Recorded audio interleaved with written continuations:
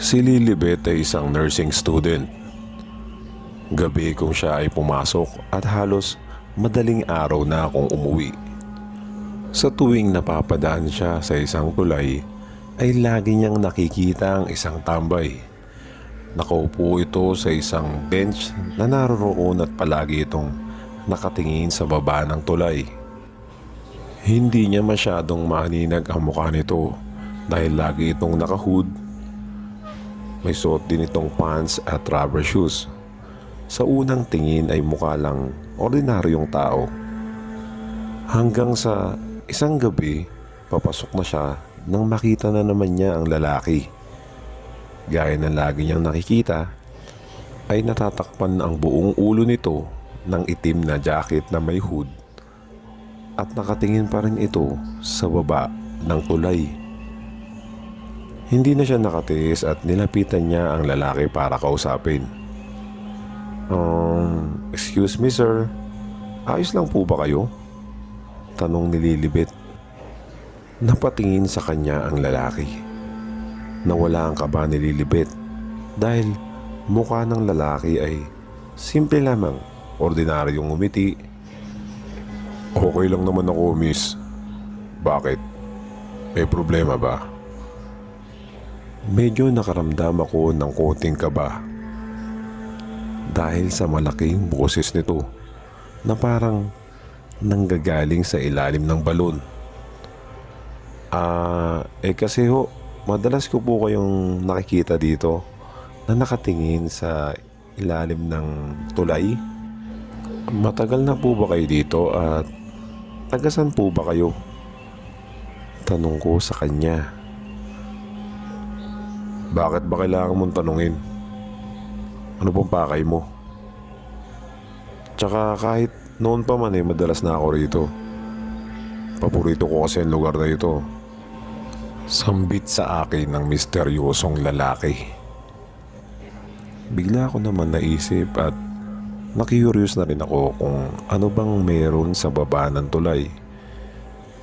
Hindi ko rin kasi makita kung anong meron. Madilim, tahimik at parang nakakabasag ang katahimikan niya. Sobrang pananayuan ka ng balahibo. Yung iisipin mo na huwag ka nang bumaba papunta dun. Napaka-misteryoso talaga ng lalaking iyon. At the same time, parang weirdo siya. Napalingon ako sa di kalayuan. Kasi kalsada nga yun, so marami ka talagang takaw atensyon. Nang binalik ko ang tingin ko doon sa lalaki, ganun na lang ang pagkagulat ko. Dahil wala na ito sa upuan niya. Nasa na yun? Ang bilis naman natang mawala. Baka tumakbo na. Nasabi ko na lang sa isip ko. Aalis na sana ako nang may sumitsit sa akin. Psst! Psst! Psst! Palakas ito ng palakas. Natatakot ako pero sinubukan kong tingnan kung sino yun at saan nanggagaling. Habang malakas ang loob ko ng mga oras na yun ay sinilip ko bandang ilalim ng tulay nanggagaling ang tunog.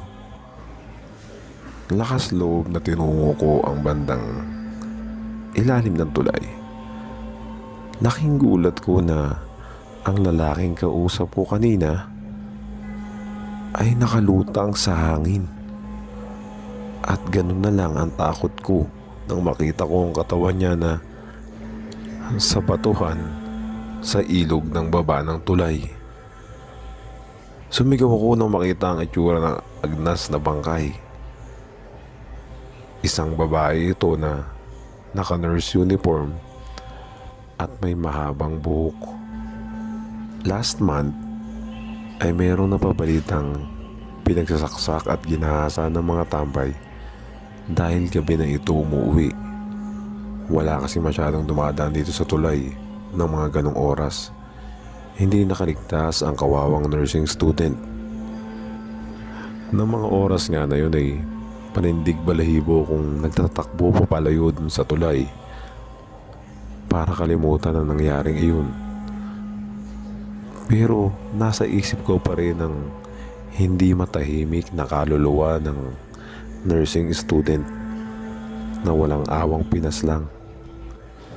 Ang pinagtataka ko lang, ano ang kaugnayan ng misteryosong lalaki dun sa nangyari sa nursing student? Kinabukasan pagkagising ko ay akala ko limot ko na ang nangyari na yun. Pero nagtanong-tanong ako banda sa barangay namin kung anong nangyari dun sa case ng nursing student. Kung nabigyan ba ng hustisya yung pangyayari.